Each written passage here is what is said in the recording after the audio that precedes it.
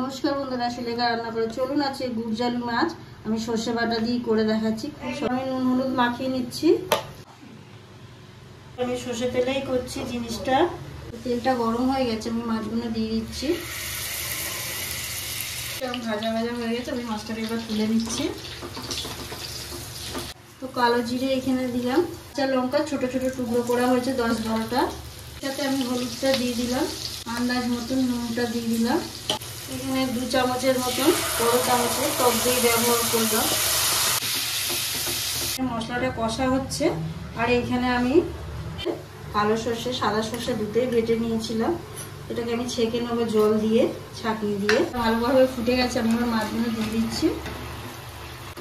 তো মাছটাকে সিমে রাখবো, রেখে এটাকে ভালো করে সর্ষে বাটার জলটা দিয়ে দিচ্ছি, ছেঁকে নিয়ে ভালো করে।